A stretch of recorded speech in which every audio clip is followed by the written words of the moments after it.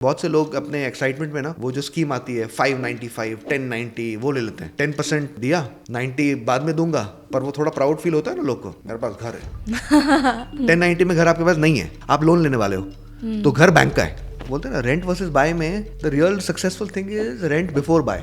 आप वो लोकेशन को टेस्ट ड्राइव कर रहे हो। राइट। तो जैसे माधुरी दीक्षित, उनका रेंट था 12 लाख रुपए पर मंथ। एक building India bulls Blu, Virat Kohli and Anushka Sharma they were staying in Worli, उनका रेंट था 16 लाख रुपए पर मंथ। एक बिल्डिंग रहेजा लेजेंड, उस बिल्डिंग में आई थिंक 45 या कुछ फ्लोर्स है। अरुणमा I think they are less than 20 family staying there, like Vicky Kaushal and Katrina Kaif in front of Juhu beach, where their rent is about some I think 8-9 lakh rupees per month. Okay.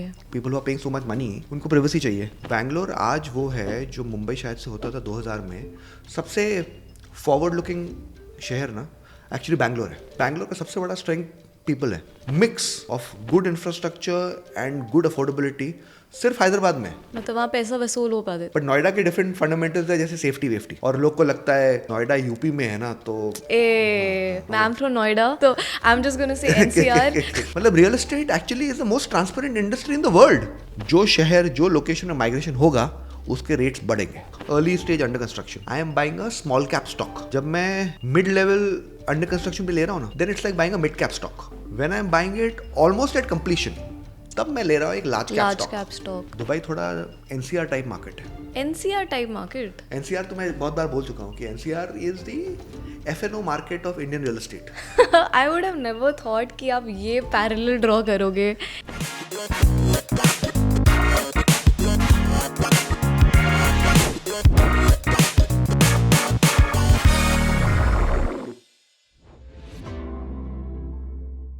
आपके हिसाब से renting कब sense बनाते हैं और बाइंग कब सेंस बनाते हैं? ठीक है, रेंटिंग आइडियल है। यू आर यंग, आप जानते नहीं हो कि आप कौन से शहर में इवेंचुअली रहोगे, जब आपके पास पैसे नहीं है। बाइंग आइडियल तब है जब आपने डिसाइड कर दिया ना मुझे अभी शादी करनी है, वो घर आपके माइंड में वेरी क्लियरली नेक्स्ट 10 ईयर्स के लिए होना चाहिए। इकोनॉमिक्स फेवर करता है रेंटिंग। इंडिया में रेंटल यील्ड रेंज करता है 2 to 3%। इन्वेस्टमेंट लायक तो बिल्कुल नहीं है। लेट्स से एक फैमिली है जिनका house hold income is around 1 lakh rupees per month and उनको दिल्ली या बैंगलोर में सेटल डाउन करना है, तो उनके लिए क्या बेटर है, रेंटिंग या buying? If you are young, definitely rent. वो जो प्राइम एरियाज है वो एक्सपीरियंस कर लीजिए। If you want to buy, तो 1 लाख में अगर आप सोचेंगे कि मुझे अपना 30% से ऊपर नहीं जाना ईएमआई पे, तो आप क्या क्या खरीद सकते हैं। Basically you need to buy a house worth 60 lakh rupees at best. EMI, down payment सब एडजस्ट करते करते तो 60 लाख में आपके ऑप्शंस बहुत कम है मेजर सिटीज़ में। मुंबई में अगर आपके पास 1 लाख रुपए है तो आपको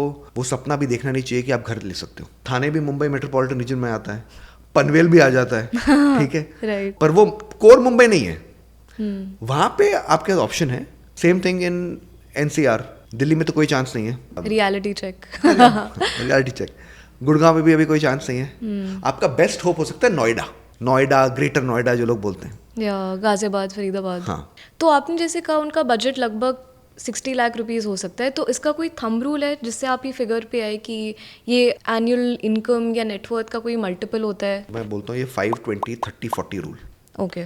5 है कि आपकी इनकम से 5 टाइम्स घर का वैल्यू आपको खरीदना नहीं चाहिए। मतलब अगर 20 लाख की आपकी इनकम है तो don't go above 1 crore. Loan का जो टेन्योर आपका होता है वो 20 साल से ज़्यादा नहीं होना चाहिए। 30% आपको डाउन पेमेंट करना चाहिए। बहुत से लोग अपने एक्साइटमेंट में ना वो जो स्कीम आती है 595, 1090 वो ले लेते हैं। 10% दिया, 90 बाद में दूंगा, पर वो थोड़ा प्राउड फील होता है ना लोग को, मेरे पास घर है। 1090 में घर आपके पास नहीं है, आप लोन लेने वाले हो तो घर बैंक का है। Your EMI should not be more than 40% of your total income. आपने अभी रेंटल यील्ड की बात की, तो रियल एस्टेट इन्वेस्टिंग के कॉन्टेक्स्ट में अच्छा रिटर्न का डेफिनेशन क्या होता है? रेंटल यील्ड कितना होना चाहिए? मतलब अगर आपको इन्वेस्टमेंट में देखेंगे तो आपको 7% मैच करना चाहिए at least to be considered investment वर्दी। आपको घर लेना चाहिए या आपको फिक्स डिपॉजिट में पैसा करना है, या फिर इन्फ्लेशन को बीट करना है? इन्फ्लेशन बीट करना है। 60% तो आना चाहिए। करेक्ट। वो कभी नहीं होगा। Oh no. कभी हुआ नहीं है और कभी होगा भी नहीं। Okay. सिर्फ इंडिया में नहीं, मोस्ट कंट्रीज आप देखेंगे ना वो नहीं होता। रियल एस्टेट इन्वेस्टमेंट वर्दी तब होता है अगर प्राइस अप्रिसिएशन होता है। मतलब घर के दाम बढ़ने चाहिए। अगर आप घर खरीद रहे हो इन्वेस्टमेंट के लिए और आप सोच रहे हो रेंटल यील्ड, बिल्कुल नहीं करना है, वो सबसे बड़ी बेवकूफ़ी है। 3.5-4% मरते मरते मिलेगा। Tier 1 सिटीज़ जैसे बैंगलोर, मुंबई, हैदराबाद, दिल्ली, इनमें रेंट का क्या फ़र्क होता है लगभग? देखिए मुंबई तो सबसे महंगा है, Okay. ठीक है। अगर मुंबई का रेंट 1 लाख रुपए है, गुड़गांव और बैंगलोर में हो जाएगा करीबन 60,000 रुपीज़, हैदराबाद हो जाएगा 45,000 रुपीज़। अच्छा, मतलब हाफ से भी कम? हाँ ओके। अभी भी, क्योंकि हैदराबाद अभी भी अफोर्डेबल है। और मैं शायद से अफोर्डेबल बोल रहा हूँ मुंबई के नज़रिए से। बैंगलोर के लोग बोलते हैं अरे रेंट इतना भाग गया है। हाँ, आई थिंक सर्टेन एरियाज में भाग गया है। जो टेक पार्क वाला एरिया है ना, वहाँ पे रेंटल इन्फ्लेशन काफ़ी हाई है।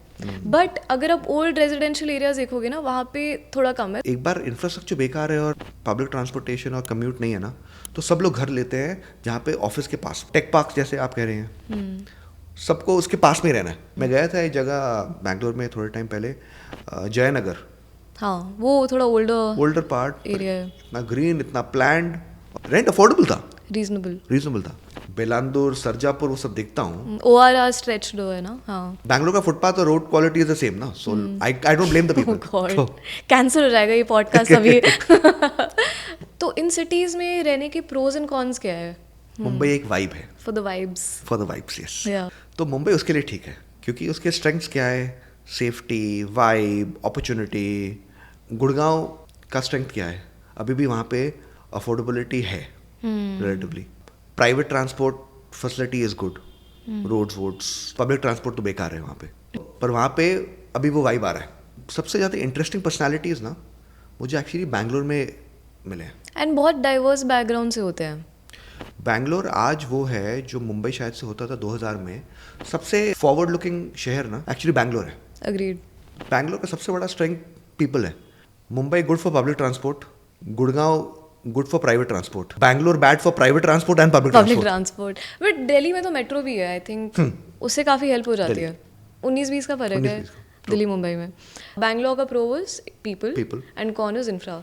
हैदराबाद पे आते हैं pro and con. Pros infrastructure, very good infrastructure, mix of good infrastructure and good affordability.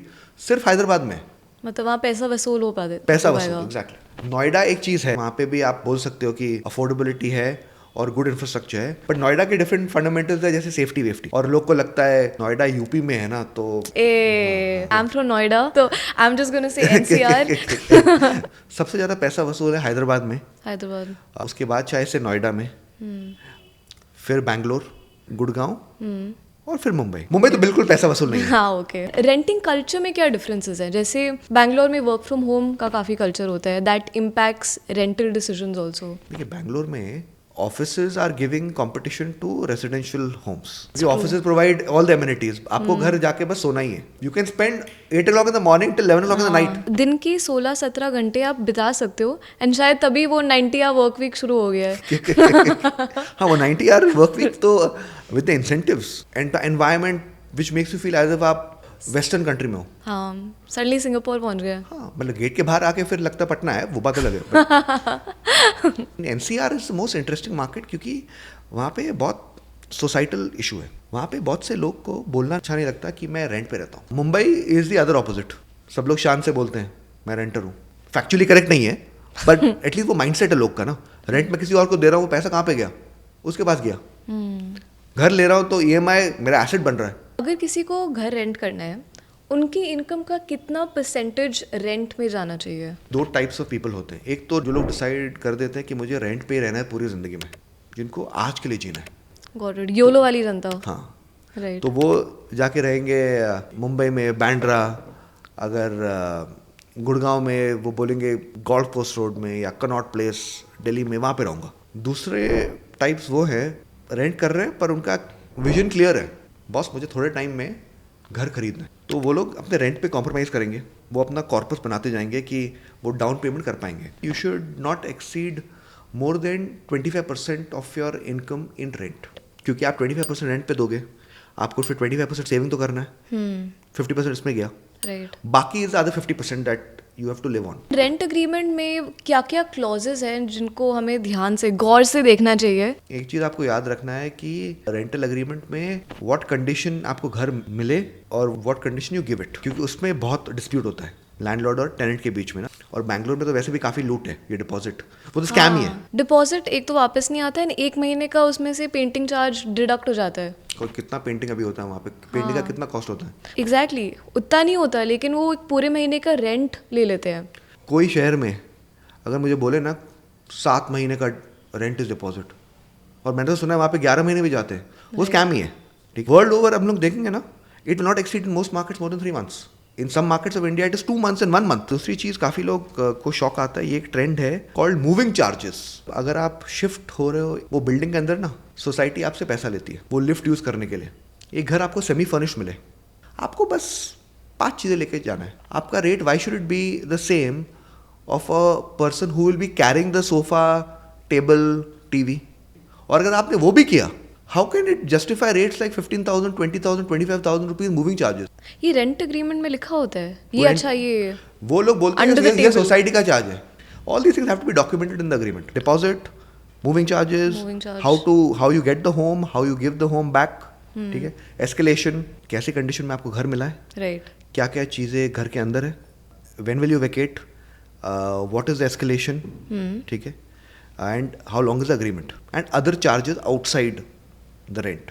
सबसे ज़्यादा डिस्प्यूट किस पे आता है? Things which are outside the purview of the landlord. Can the tenant use the amenities in the project? काफ़ी society का वो rule है, टेनेंट्स के नॉट यूज। क्यों है? मतलब why should society charge money from the tenant? Maintenance तो cut ही रहा है ना, मेंटेनेंस लैंडलॉर्ड दे रहा है उसको, तो वाई शुड द टेनेंट पे? Either you take it from the landlord or from the tenant. आपको as a tenant you have to be very clear. Besides rent मेरे क्या क्या expenses हैं. Always take a detailed video of the house जो आपको मिला है. ऐसा वीडियो लेना है जो आप Instagram पे डाल सकते हो, हर एक माइन्यूट चीज़ घर पे. क्योंकि जब आप घर दोगे वो प्रूफ होना चाहिए. लैंडलॉर्ड्स काफ़ी बार पूछ लेंगे, अरे नहीं ये कट कैसे हुआ, काम होगा 2,000 रुपये का, पर वो हाइप कर देंगे कि लगेगा आपको 20,000 का नुकसान है. तो आपको ये सब डॉक्यूमेंट करना है, फिर ही साइन करना है एग्रीमेंट. 1 साल के बाद लैंडलॉर्ड कितना रेंट बढ़ा सकता है? Bilateral deal between the landlord and tenant. आप लोग को डिसाइड करना है कि कितना रेट आपको इंक्रीज करना है. कि कितने बार कॉल्स आते हैं लैंडलॉर्ड से, अरे रेंट 50% बढ़ गया है, इधर गिव मी 50% ज़्यादा रेंट और वेकेट. अग्रीमेंट में लिखा है कि rental hike will be only 10%. It is best कि आप 1 month का नोटिस पीरियड मत रखो, keep it 3 months. Then you have 3 months more protection for covering up. Got it. And time मिलेगा टू फाइंड अ बैकअप. ये तो हुआ renting a house का पूरा कहानी. अब आते हैं buying a house. In this situation वो कौन से कॉस्ट होते हैं जो हमें ध्यान में रखने चाहिए when we are buying a house? एक तो आपको मिलेगा वो एडवर्टाइज प्राइस. अगर वहाँ पे एस्टेरिस्क लग गया उसके साइड पे, तो आपको you have to assume it will be at least 20% higher. Most Indian cities में your GST plus stamp duty is 11 to 12 to 13%. उसके ऊपर फ्लोराइज चार्जेस होते हैं. फ्लोराइज मतलब अगर आप हायर फ्लोर का घर लोगे, मतलब the rate of a flat premium होगा. 30 माले का फ्लैट और सेकंड माले के फ्लैट में they will be a price cap. Hidden cost क्या है जिसके बारे में कोई बताता नहीं है? अभी तो काफ़ी ट्रांसपेरेंसी आ गई है बड़े बिल्डर्स में. वो आपको एक कॉस्ट शीट दे देते हैं, ठीक है, कि हर चार्ज उसमें होता है. प्रॉब्लम आता है ये जो मिडिल और स्मॉल बिल्डर्स हैं, वो आपको बोलेंगे अरे ये चार्ज है पर इसके ऊपर पार्किंग चार्ज है. बाकी चीज़ों में of course you have to be watchful as a buyer, but that is besides the costing. हाँ, coming to that, let's say tomorrow I come to you saying हाँ मुझे ये घर खरीदना है Vishal, what are the things जो मेरी checklist में होने चाहिए व्हेन आई एम इवैल्यूएटिंग कि कौन से टाइप का घर खरीदना चाहिए? मैं आपको पहले पूछूंगा कि आपकी जेब में कितने पैसे हैं. Important question. घर का वैल्यू उसका 30% अरुमा के पॉकेट में होना चाहिए. एक चीज़ है कि you should not buy a home in a hurry. Most common mistake, now you are very young, अगर आप मुझे पूछेंगे कि विशाल मुझे घर खरीदना चाहिए, I will tell you definitely don't buy at your age. अच्छा, मतलब एवरेज एज क्या होती है बायर्स की? देखिए, age keeps reducing in, I mean it's reducing and it changes city to city. But अगर आप मुझसे रिकमेंडेशन पूछें कि when should you buy, I don't think you should buy before the age of 35. थोड़ा responsibilities की समझ हो जाती है, आप सेटल हो रहे हो अपने प्रोफेशनल करियर और पर्सनल करियर में relatively. I am going to get married और हैव अ किड, उसका स्कूल वो सब सेट हो रहा है, तब आपको एंकर होना है वो लोकेशन में. In buying a home too early, the 3 mistakes that I see people make ना, एक तो क्या है कि आप घर छोटा सा ले लेते हो, बजट भी छोटा ही होता है, तो आपको लगता है नहीं एडजस्ट कर लेंगे, कॉम्प्रोमाइज़ कर लेंगे. बहुत मुश्किल कॉम्प्रोमाइज़ है वो. जब आप अंडर कंस्ट्रक्शन घर लेते हो, बेंचमार्क यूज़ करते हो. एक तो वो फ्लोर प्लान है, दूसरा है वो सैम्पल फ्लैट. एकदम जो अच्छा लगता है, बिल्कुल वाओ, चकाचक लगेगा।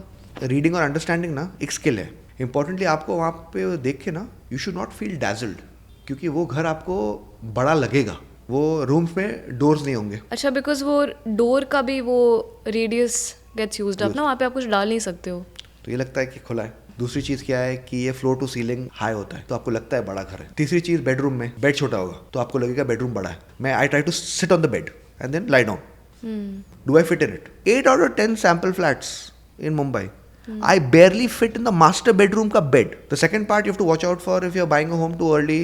You go to a location जो आपको नहीं जाना है, आपको जाना है रहना है बांद्रा में, घर खरीदने के लिए मैं जाऊंगा अंधेरी। तीसरी चीज़ है घर खरीदना है जल्दी, मैं एक बिल्डर के पास जाता हूँ जो घर सस्ता दे, पर वो सस्ता घर कहीं बनता नहीं है, वो बैंकरप्ट हो जाता है या उसका इकोनॉमिक्स बैठ नहीं रहा है, जो भी है। रॉन्ग बिल्डर का ड्यू डिलिजेंस कैसे करते हैं? वो क्या चीज़ है दैट वी शुड चेक? हर प्रोजेक्ट जब वो अप्रूव होता है ना, उसको एक सर्टिफिकेट चाहिए रेगुलेटर से। अच्छा, नाम है रेरा। वो वेबसाइट पे जाओगे ना, आपको काफ़ी डिटेल मिल जाएंगे प्रोजेक्ट के बारे में। प्रमोटर के बारे में आपको इतना इन्फॉर्मेशन नहीं मिलेगा ना। How do you do due diligence in that? बहुत मुश्किल काम है। आपको वो बिल्डर के प्रीवियस प्रोजेक्ट जाना है और उस प्रोजेक्ट के रेसिडेंट से बात करना है। तो थियोरेटिकली ड्यू डिलिजेंस करना बहुत मुश्किल है, बट प्रैक्टिकली बहुत आसान है। That is max talker vibes. देखिए, वो एक ऑप्शन है, and if you don't want to do that also, आपको बस ब्रोकर को जाके बोलना है कि मुझे ये बिल्डिंग में एक घर रेंट पे चाहिए, मुझे दिखा। वो आपको घर लेके जाएगा अंदर, फिर आप देख लीजिए ना एंटायर प्रोजेक्ट। Got it. तो वो आपको फर्स्ट हैंड एक्सपीरियंस मिलेगा कि ये प्रोजेक्ट कैसा है। एंड ये काफ़ी स्मार्ट तरीका है। If you speak to the people on ground तभी रियल स्टोरी पता चलती है, जैसे वॉचमैन हो गया या फिर मतलब लॉबी की सिक्योरिटी हो गई, और वो सब आपको हिंट्स दे देंगे। आपको अगर बातचीत करनी है to know the real quality of a project ना, try to talk to a tenant more than an owner. Tenant आपको ज़्यादा ऑब्जेक्टिव फीडबैक देगा वर्सेस अ ओनर। टेनेंट आपको सच बोल देगा प्रोजेक्ट के बारे में, क्योंकि वो वहाँ पे 2 साल के लिए, 1 साल के लिए। स्टेक्स कम है ना। ओनर का वो इमोशनल अटैचमेंट है। अगर उसको बहुत घटिया प्रोजेक्ट भी है ना, वो कभी चिल्ला के बोलेगा नहीं ये घटिया प्रोजेक्ट है, क्योंकि उसका पैसा लग गया उसके ऊपर। हाँ ठीक है, लॉबी में ना ये थोड़ा खराब है पर हम लोग फिक्स कर रहे हैं। टेनेंट बोल देगा पिछले 9 महीने से ये प्रॉब्लम है, अभी तक ठीक नहीं हुआ है। वो बोल देगा यहाँ पे लिफ्ट का इशू है, लिफ्ट्स कम है, स्पीड अच्छी नहीं है, यहाँ पे मेंटेनेंस का बहुत प्रॉब्लम है। मतलब real estate actually is the most transparent industry in the world. आपके सामने सब कुछ है। अगर रियल एस्टेट इन्वेस्टमेंट करना है तो किस टाइप की प्रॉपर्टी देखनी चाहिए? एग्रीकल्चरल, कमर्शियल, रेजिडेंशियल, एंड उसमें भी should one go for under construction projects या फिर turnkey projects? There is no fixed formula to what type of land you should buy. आप एग्रीकल्चरल लैंड लोगे, उसको कन्वर्ट करना पड़ता है, जो अभी प्रोसेस काफ़ी स्ट्रीमलाइन हो गया है। Real estate is migration migration migration. जो शहर, जो लोकेशन में माइग्रेशन होगा उसके रेट्स बढ़ेंगे। एग्जाम्पल, आपके जैसे शहर में Bangalore, migration last 10 years has risen a lot, prices has risen. Opposite of that is जहाँ पे हम लोग बैठे हैं, Mumbai, last 10 years prices have gone nowhere, in many markets have fallen, क्योंकि माइग्रेशन बंद हो गया। सब लोग बोलते हैं इन्वेस्ट करो इन्वेस्ट करो, क्यों करो? एयरपोर्ट आ रहा है, यहाँ पे ये ब्रिज आ रहा है। आपका हमेशा नेक्स्ट स्टेप होना चाहिए, ठीक है एयरपोर्ट आ रहा है तो क्या होगा उसके बाद? क्या लोग यहाँ पे रहने लगेंगे? क्या लोग का प्रायोरिटी वो होगा? वो आपका प्रेमाइस एड्रेस हो जाता है, हाँ होगा। फिर आप देखिए based on the quality of the migration आपको वो डिसाइड करना है। टाइप ऑफ लैंड या रिटेल स्पेस। अगर यहाँ पे एक ऐसा जगह होने वाला है जहाँ पे रेसिडेंशियल घर तो बहुत बन रहे हैं पर रिटेल ज़्यादा नहीं है, शॉप्स नहीं है, पर आपको फिर डिसाइड करना है इतने यहाँ पे घर आएंगे तो इतने पॉपुलेशन यहाँ पे आएगी। अगर यहाँ पे इतने पॉपुलेशन आएगी, उनको एक रेस्टोरेंट तो चाहिए होगा या कैफ़े, तो मेरी जो जगह है वो कैफ़े के लिए अप्रोप्रिएट है, तो मैं ये रिटेल स्पेस खरीदूंगा। Under construction versus turnkey projects में क्या प्रेफरेंस होनी चाहिए? Most likely you will make some money if at all when you buy under construction. Builder आपसे पैसा ले रहा है, आपके पैसे लेके वो आपका ही घर बना रहा है, तो वो आपको सस्ता दे रहा है टू अट्रैक्ट यू। और जैसे बिल्डिंग कंप्लीट हो रही है तब वो अपना रेट बढ़ाते जाता है की कोशिश करता है। आपका बेस्ट बेट अगर आपको पैसा बनाना है इन्वेस्टमेंट के लिए is at launch. At launch पर रिस्क भी इसमें सबसे ज़्यादा है। बिल्डिंग बनेगी नहीं बनेगी, 5 साल का प्रोजेक्ट है, कुछ भी रेगुलेशन आ गया, अटक गया, हाँ, तो आपने पैसा लगा दिया। आपको सोचना है कि जब मैं लॉन्च पे खरीद रहा हूँ ना, आई am buying a small cap stock, right, ठीक है, अर्ली स्टेज अंडर कंस्ट्रक्शन। जब मैं मिड लेवल अंडर कंस्ट्रक्शन पे ले रहा हूँ ना, जब 15 माला बन चुका है, then it's like buying a mid cap stock. When I am buying it almost at OC, मतलब ऑलमोस्ट एट कंप्लीशन, तब मैं ले रहा हूँ एक लार्ज कैप स्टॉक. बट उसके बाद भी जब ओसी भी मिल जाता है तब क्या होता है कई बार कि अमेनिटीज आने में थोड़ा टाइम लगता है. बायर लेता है एक प्रॉपर्टी घर के लिए और एमिनिटीज के लिए, बट उसका payment to the builder linked है to the construction of the apartment but not amenities.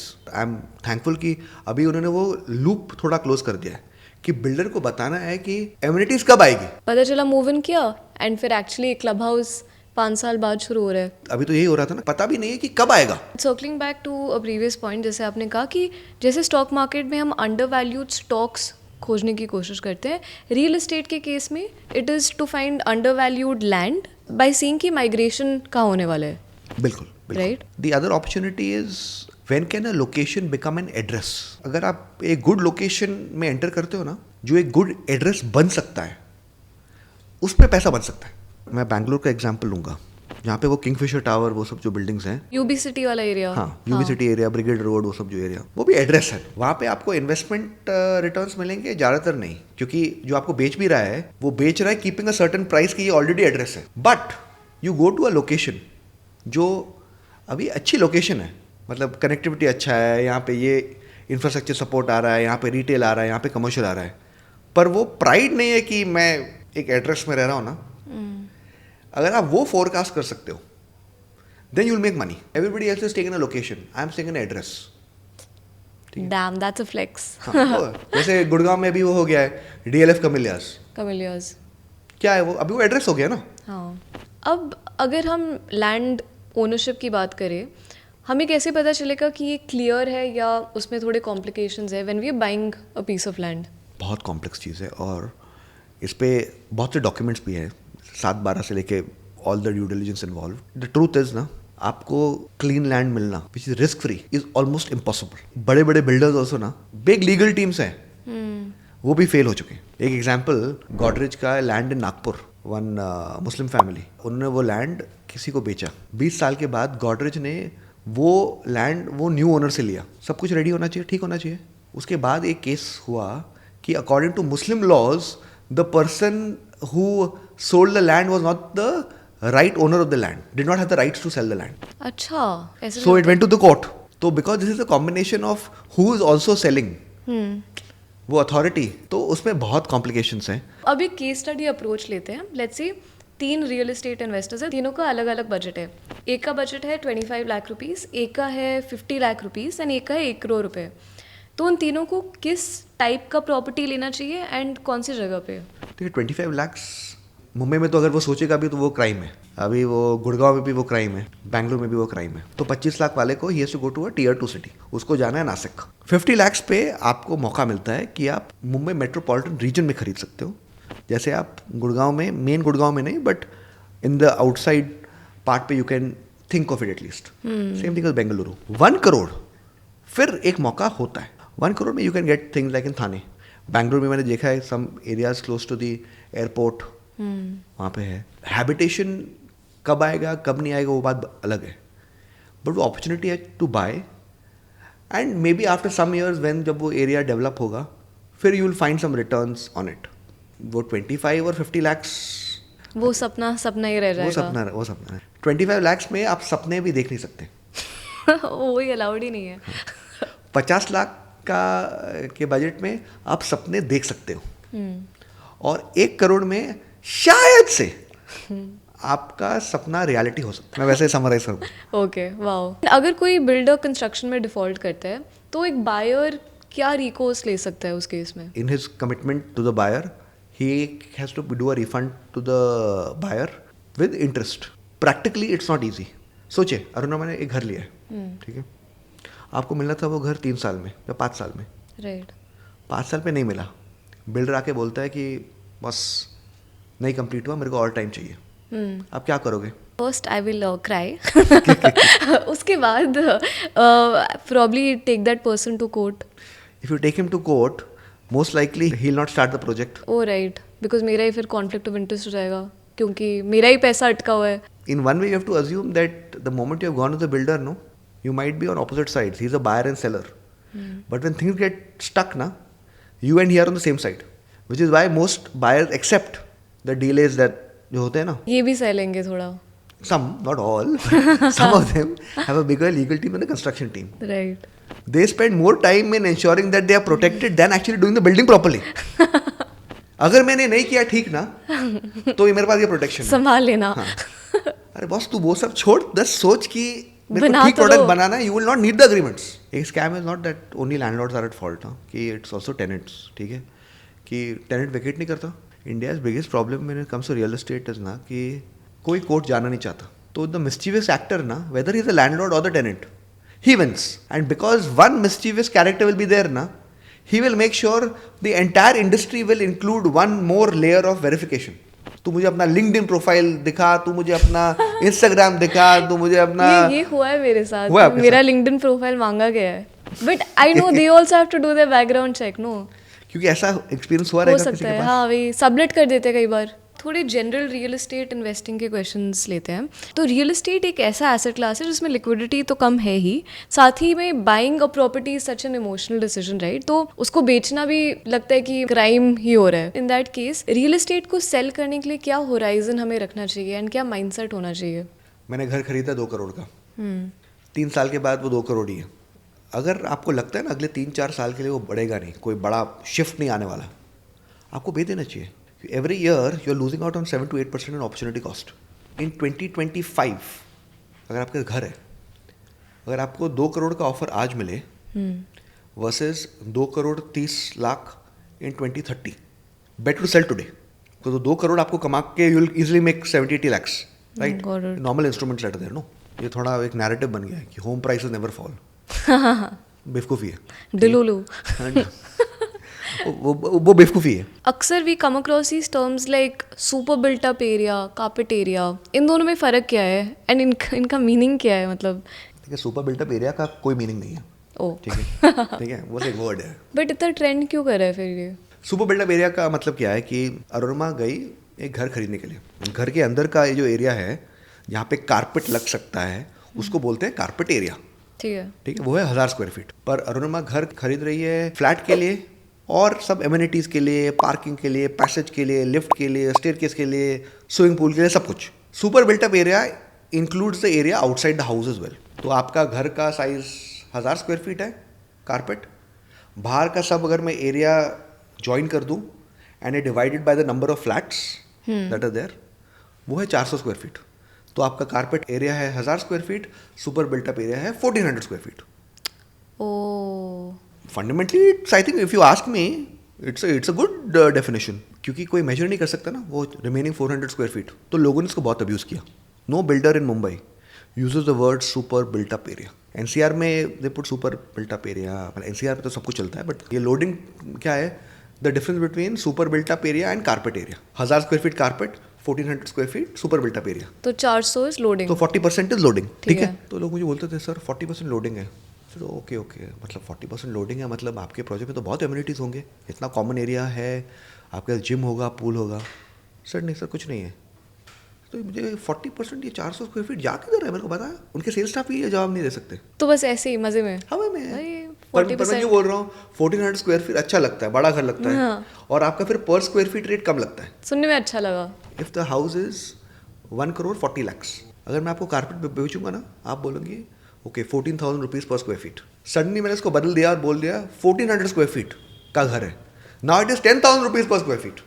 हाँ, तो आपको कम लगता है. कम 10,000. हाँ अच्छा. अगर हम इंडिया की टॉप 4 सिटीज़ की बात करें, उनमें सबसे महंगी लोकेलिटीज़ कौन सी है एंड वहाँ पे एवरेज रेंट कितना होगा? मुंबई में the most expensive rentals are actually the sea front locations, super luxury projects are there in central Mumbai, Lower Parel Worli. ठीक है, जहाँ पे रेंट होता है 15 lakh, 16 lakh, 18 lakh per month. Per month. अगर अप्रोक्सीमेट अपार्टमेंट प्राइस वहाँ पे खरीदना है तो कितना होगा? Work with the same thing, 2% rental yield. अच्छा. Okay, so whatever is the amount that you see in that per year का 50 times. There is a project in 360 West, Oberoi का. वहाँ पे also you get these 100 crore transactions that are there. Buy and sell का. वहाँ पे rents are करीबन 15 लाख. होते क्या है इन घर में? Good question. देखिए ये 15 लाख 16 लाख वाले जो जगह होते हैं ना, मैंने नोटिस किया 2 चीज़ें होती हैं उसमें। ये अगर आप मुझे पूछे ना वो magic formula, big homes, you need small number of homes and you need sea view. मतलब सी के नाम पे तो बहुत चीज़ बिकती है।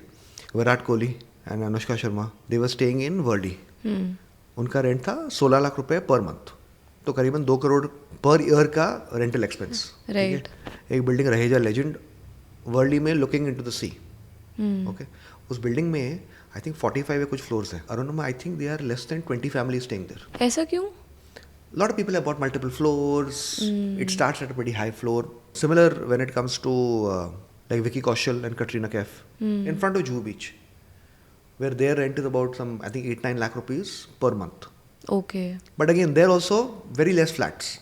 Incidentally, their neighbors, what I read, are Anushka and Virat. So Virat and Anushka shifted from Worli to this building. अच्छा. So same building where they stay.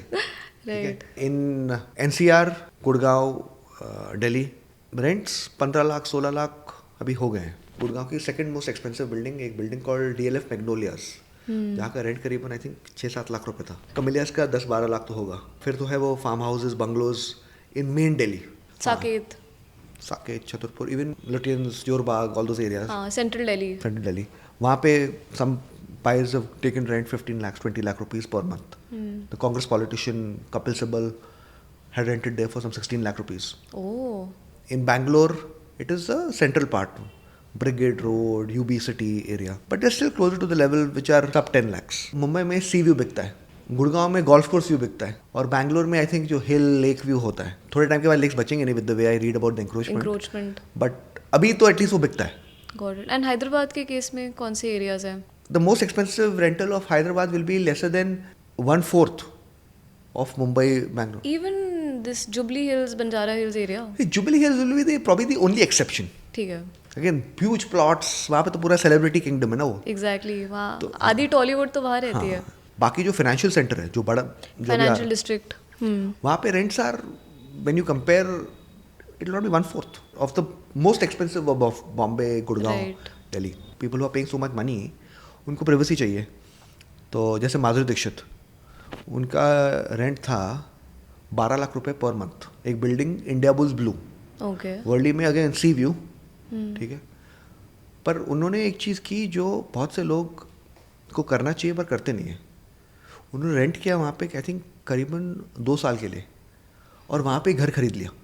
बोलते हैं ना, रेंट वर्सेस बाय में the real successful thing is rent before buy. आप वो location को test drive कर रहे हो। राइट।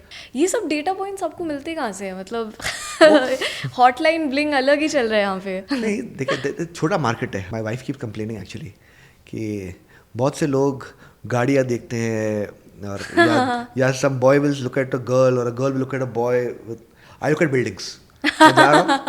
एक वो मीम है ना, where the girl is like appalled and वो देख रहा है किसी और की तरह के, एंड वहाँ पे एक होगा real estate. I am sure that's your case. अभी वो बेंट ऑफ माइंड ही ऐसा हो गया, हर एक चीज़ में से रियल एस्टेट। तो ये जो प्रीमियम प्लेसेस है जहाँ पे privacy matters a lot and exclusivity is so important, तो एंट्री बैरियर भी बहुत हाई होगा टू गेट अ फ्लैट और एन अपार्टमेंट हियर। वो प्रोसेस कैसा होता है? वो फिल्टर कैसे करते हैं? Money can not by you luxury all the time. Builders have also understood, अगर लग्जरी करना है ना, लग्जरी बनाना और लग्जरी मेंटेन करने में ना बहुत ज़्यादा फ़र्क है। और लग्जरी मेंटेन तब होती है जब जेंट्री ठीक हो। तो आपको फिल्टर करना पड़ता है कि किस किस को आप बेचोगे भी। कई प्रोजेक्ट्स आप देखेंगे ना लग्जरी में, वो पॉलिटिशियंस को बेचते नहीं है। अच्छा। उनको लगता है कि वो अपना चिलम चिली करेगा। यही डिफरेंस होगा, I mean rich and wealthy के बीच में। I remember reading one interview जहाँ पे आपने कहा कि home should be sold when they're under construction. Under construction वाले प्रोजेक्ट्स को जब हम खरीदते हैं या बेचते हैं, तब what should we be mindful of? Scams की बात कर रहे थे, स्कैम हो गया, बायर को क्या करना पड़ता है?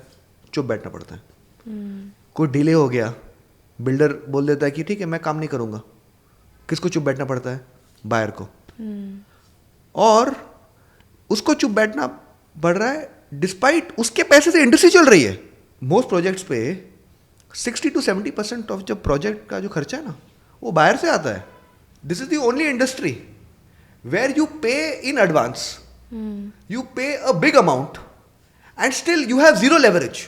लक की बात है ना, वाई एक प्रोजेक्ट कंप्लीट हो जाता है और दूसरा वाला कंप्लीट नहीं होता, ठीक है। एक तो छोटा बिल्डर है, पैसे ख़त्म हो जाते हैं, एक है बड़ा बिल्डर जिसको अपना खुद का रेट चाहिए, मैं इससे कम में बेचूंगा नहीं तो पैसे नहीं आएंगे प्रोजेक्ट अटक जाएगा। I hope we ban it, then we will come to a stage ना कि सिर्फ बड़े बिल्डर्स आएंगे गेम में, क्योंकि पैसा उनके पास ही है। कमर्शियल प्रॉपर्टी अगर हम खरीदते हैं तो what are things that we should keep in mind? Commercial property आपको कौन से जगह पे, ठीक है, कमर्शियल प्रॉपर्टी तो ज़्यादा बिकती है ऑन कंप्लीशन, ठीक है, मतलब वो अंडर कंस्ट्रक्शन का ज़्यादा वो सेल नहीं होता, मौका नहीं मिलेगा विद अ बिग बिल्डर क्योंकि वो बेचेगा ही नहीं, उसको बेचना नहीं, उसको रेंट करना है। पर as a buyer if you want to buy, आपको देखना है ये बिल्डिंग में सब कुछ ठीक है, are the permissions in place, क्या कितना रेंट मिल सकता है यहाँ पे। देखिए रेजिडेंशियल रेंटल यील्ड में अगर रेंटल यील्ड है 3% या 2.5-3%, कमर्शियल पे आपको मिल सकता है 6-7%। अच्छा, तो वो काफ़ी अच्छा है फिर। या तो पर आपको देखना है कि वो लोकेशन पे क्या वो डिमांड है उसके लिए, परमिशंस क्या है, cost of managing that asset. Commercial में रेंटल यील्ड ज़्यादा है पर वो अप्रिसिएशन ना बहुत कम होता है। व्हाट अबाउट एग्रीकल्चरल लैंड, उसके केस में क्या ध्यान में रखना चाहिए? एग्रीकल्चरल लैंड खरीदना तो in some cities some states तो you have to be a farmer. जैसे आपने पढ़ा होगा कि मेनी ऑफ इंडिया के Bollywood actors become farmers for buying land. Yeah. तो but otherwise agricultural land if it is open to buying, आपको clear होना है उस लैंड का title, papers are all in place, वहाँ पे क्या क्या आ सकता है इंफ्रास्ट्रक्चर जिसकी वजह से ये जगह बदल सकती है। और अगर मुझे एग्रीकल्चरल टू नॉन एग्रीकल्चरल करना है, उसका कितना खर्चा है, उसका कितना टाइम लगता है और मैं कैसे करूँ। अभी प्रोसेस हैव बिकम स्ट्रीमलाइन। उसका प्रोसेस क्या है to convert agricultural land to let's say residential land? देखिए आपको पहले तो उसको एनए करना है, एग्रीकल्चरल लैंड है, there is a government process which tells you that you have to pay a certain amount of money, if your plot falls in that area then only you can do it, but it's all documented. 3 or 4 step का process is there. It takes now less than I think 3 months in some markets. Cost is also not very high. अभी कुछ corruption का ज़्यादा इतना scope नहीं है क्योंकि government ही बोल देता है करना है ना, ये स्टेप कर दे, हो गया। It's a very clean process that way. आजकल काफ़ी प्रॉपर्टीज सबवेंशन स्कीम के थ्रू बेची जा रही है। इट्स लाइक रियल एस्टेट का बाय नाउ पे लेटर। तो what are things that we should know इस स्कीम को ऑप्ट करने से पहले? देखिए subvention scheme actually is legally banned, it's not allowed. RBI banned it 6 years back, okay, but different forms of subvention scheme जैसे आप करिए, I understand what you mean on that, कि you buy now and pay later, ठीक है। Subvention का क्या formula था कि 10% बिल्डर को अभी दो, फिर आप एक होम लोन लो, होम लोन का जो इंटरेस्ट होता है वो बिल्डर पे करेगा बैंक को। पर लेंडर्स भी काफ़ी स्मार्ट थे, उन्होंने बोला कि मुझे मंथली इंटरेस्ट नहीं चाहिए बिल्डर से। अगर 10 लाख का डिसबर्समेंट है, मैं डिसबर्स करूंगा 8,50,000, 1,50,000 जो उसका इंटरेस्ट है मैं अभी डिडक्ट कर रहा हूँ। तो lender does not want to depend on the builder meeting his requirement, per month देगा कि नहीं देगा, ऑप्शन ही नहीं है बॉस, डिडक्ट करके तुझे प्रिंसिपल दे रहा हूँ। फिर उसमें बहुत स्कैम्स हो गए। नाउ अभी there is a thing which is quasi subvention, अगर उसको बोल सकते हैं। रेंट टू बाय में सबसे बड़ी प्रॉब्लम क्या होती है कि when you are renting and you buy under construction home ना, आप रेंट तो दे रहे हो और ये अंडर कंस्ट्रक्शन होम का आप EMI दे रहे हो, बायर उसको अफोर्ड नहीं कर पाता। तो बिल्डर्स और लेंडर्स ने एक स्कीम डिवॉल्व की कि बॉस ठीक है तू रेंट ही दे अभी के लिए, EMI स्टार्ट्स आफ्टर पोजेशन। ये हो गया सबवेंशन का खेल। अब प्रॉब्लम क्या हुआ इसमें, the builder raises the price of the home, 1 crore का घर हो जाता है 1 crore 10 lakhs, वो 10 lakh gets adjusted when he pays a higher EMI after possession. Now that is what is happening.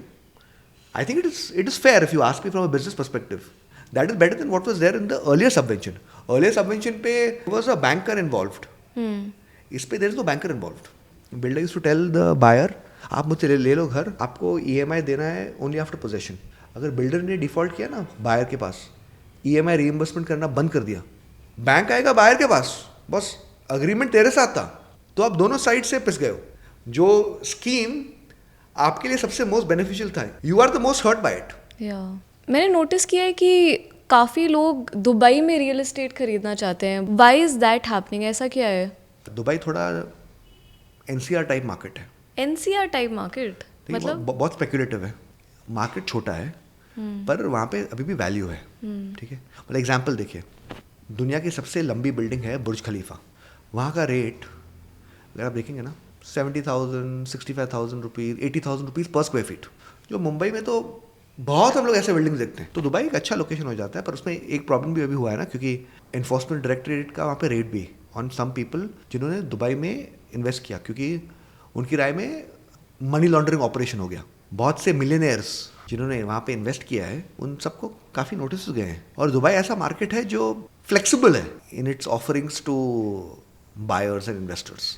पर वहाँ पे रेंटल यील्ड जो है 5%, 5.5% मिल जाता है। अच्छा, तो rental yield is better in Dubai than India.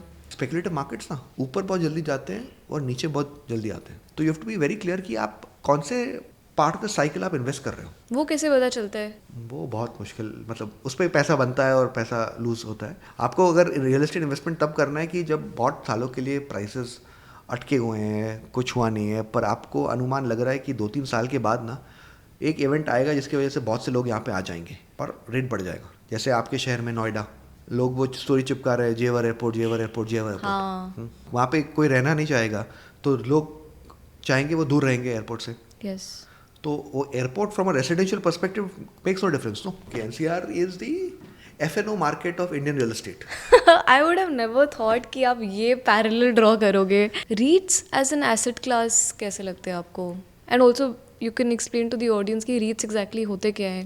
देखिए, REITs are real estate investment trust. Basically आपको ऑफिस या मॉल में कुछ एक्सपोजर चाहिए, ये कंपनीज अपने सब एसेट्स को एक ट्रस्ट में बंडल कर देती हैं। They give individual shares to Arunima Vishal. Right. ठीक है, आप उसमें एक शेयर होल्डर हो और जैसे स्टॉक प्राइस बढ़ता है रीट्स के प्राइस भी बढ़ते हैं। रीट्स आपको मंथली या ईयरली रिटर्न दे देता है।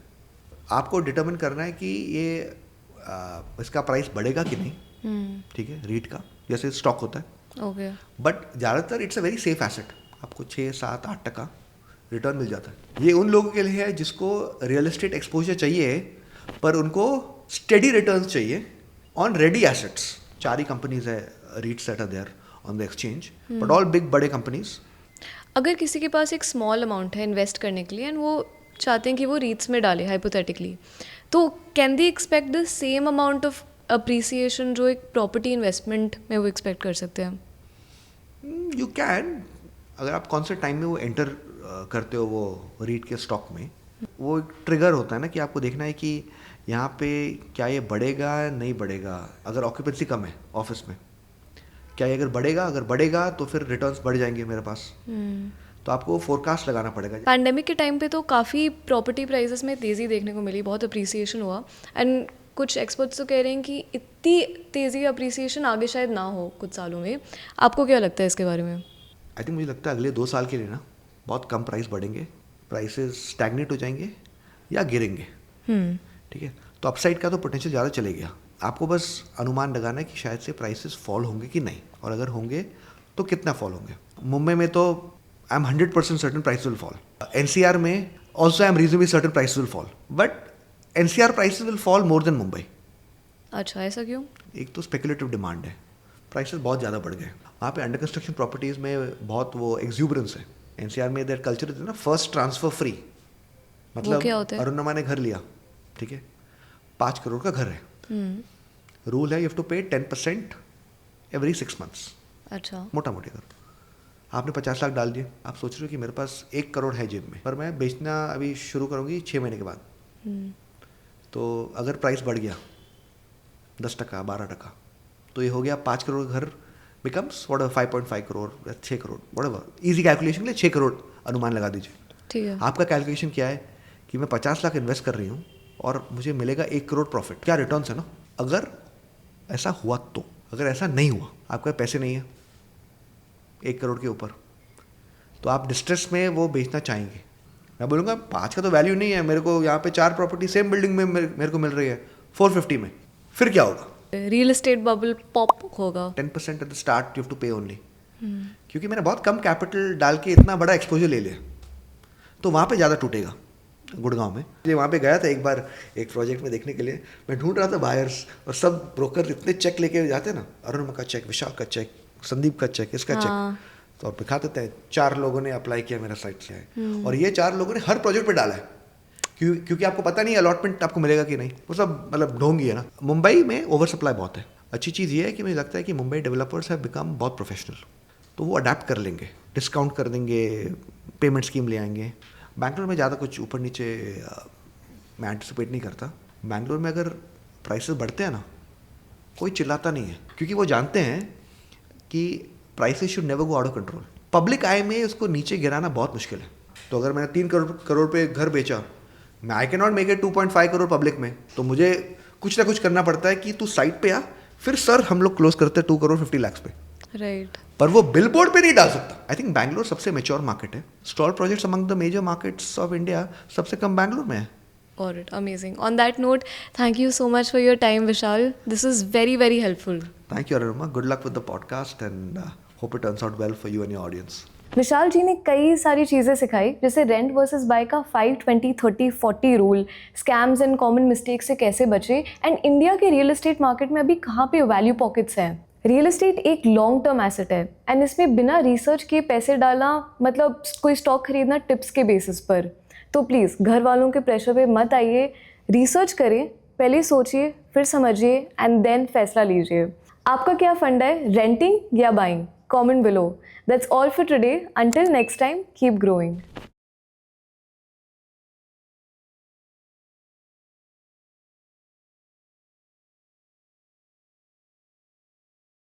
Investment in securities market are subject to market risks. Read all the related documents carefully before investing. Please read the risk disclosure documents carefully before investing in equity shares, derivatives, mutual fund, and or other instruments traded on the stock exchanges.